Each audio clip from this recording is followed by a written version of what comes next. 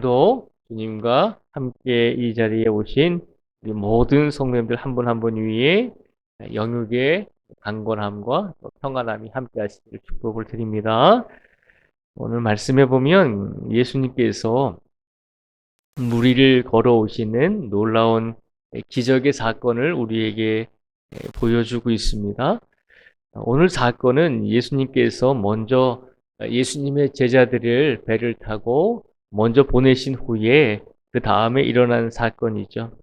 그래서 예수님의 제자들이 먼저 배를 타고 다른 곳으로 이제 향하고 있을 때 어떤 일이 일어났냐면 24절에 보면요. 24절에 보니까요. 배가 이미 육지에서 술이나 떠나서 바람이 거스름으로 물결로 말미암아 고난을 당하더라. 아멘. 24절에 보니까 예수님 없이 예수님의 제자들만이 배를 타고 여기서 말하는 이제 바다는 이제 갈릴리 바다를 말하고 있습니다. 그 갈릴리 바다를 건너고 있을 때 풍랑을 만났다는 것이죠. 물결이 세고 그리고 그 풍랑으로 말미암아 고난을 당하게 되었다라고 오늘 말씀에 보면 기록이 되어 있습니다. 오늘 24절의 말씀을 통해서 먼저 예수님의 제자들이 예수님이 안 계실 때, 예수님이 함께 하시지 않을 때 그들이 바다를 건너다가 배를 타고 가다가 분명히 고난을 당하고 있는 모습을 우리에게 보여주고 있습니다. 그런데 이때 어떤 일이 일어나냐면 예수님께서 바다 위로 걸어서 제자들에게 오셨다라고 되어 있습니다. 놀라운 것은 제자들이 바다 위로 걸어오시는 예수님을 알아보지 못하고 그들이 그 걸어오는 예수님을 보고서 26절에 보니까 놀라 유령이라 하며 무서워하여 소리를 질렀다는 것입니다. 그래서 예수님께서 유령인 줄 알고 예수님을 무서워하는 예수님의 제자들에게 27절에 보면 이렇게 말씀하시죠. 예수께서 즉시 이르시되 안심하라 나니 두려워하지 말라라고 예수님께서 예수님의 제자들을 위로하고 계십니다. 24절에서 27절까지 말씀을 보면 예수님의 제자들이 예수님이 없을 때 배를 타고 가다가 풍랑으로 인해서 고난을 당하고 있었고 그리고 27절에 보니까 두려워하고 있었다라고 그렇게 기록이 되어 있습니다. 우리가 예수님의 제자들을 보면서 먼저 한 가지를 기억하기를 원합니다. 우리가 어떤 믿음을 가지고 오늘을 살아갈까라고 생각할 때에 예수님의 제자들은 두려워하는 믿음을 가지고 두려워하는 마음으로 지금 배 안에 있었다는 것을 우리가 알게 됩니다. 한편으로 생각해 보면 그들이 왜 두려워했을까라고 생각을 해보게 됩니다. 예수님의 제자들이 두려워했던 이유는 한 가지죠. 그들이 고난을 받을 때 그 자리에 예수님이 안 계셨기 때문입니다. 눈에 보이지 않았잖아요. 함께 하지 않았잖아요.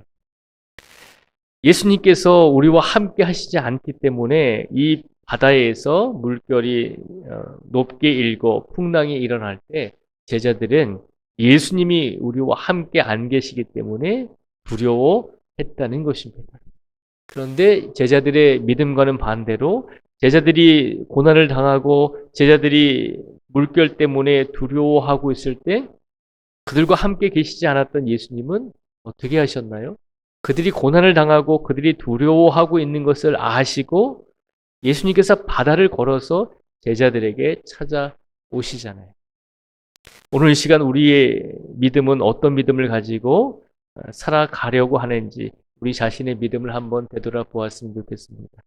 우리가 믿음을 가지고 있다라고 하지만 우리가 때로는 예수님께서 우리 눈에 보이지 않기 때문에 우리가 고난을 당하고 어려움을 당할 때 예수님이 우리와 함께 하시지 않는 것처럼 느껴져서 우리들도 두려운 마음으로 살아갈 때가 종종 있다는 것이죠.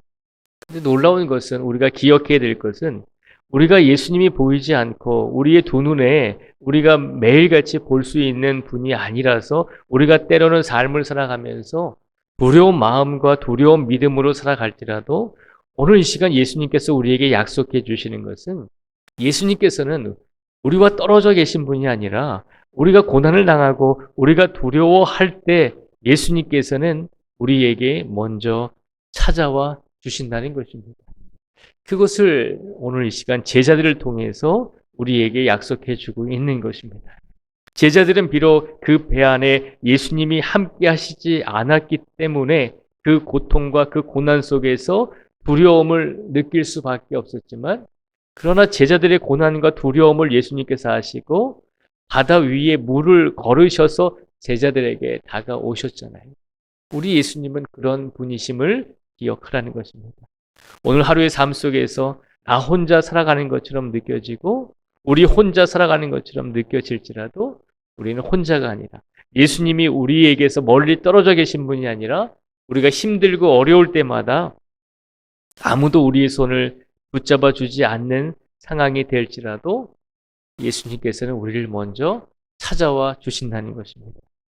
그런 예수님을 오늘 믿으시고 확신하시면서 그런 예수님을 더 의지할 수 있는 우리 모두가 되시기를 축복을 드립니다. 오늘 말씀을 보면 또 한 가지 사건이 일어납니다. 물 위로 걸어오는 예수님을 바라보면서 베드로가 외칩니다. 주님, 주님이시라면 내가 예수님이 계신 곳으로 가겠습니다. 내가 이 물 위를 걸어서 예수님께로 가고 싶습니다. 라고 외쳤을 때 예수님께서 베드로에게 오라라고 말씀하십니다. 그래서 29절에 보면 오라 하시니 베드로가 배에서 내려 물 위로 걸어 예수께로 가되라고 되어 있습니다. 물 위로 걸어오시는 예수님을 바라보면서 예수님이 오신다. 나도 예수님이 허락만 하시면 이 물 위를 걸을 수 있을 것이다 라고 확신을 가졌죠. 그래서 베드로도 예수님께 말씀드리고 바다로 뛰어들었습니다. 처음에는 놀랍게도 바다 위에서 베드로도 걸을 수 있었습니다.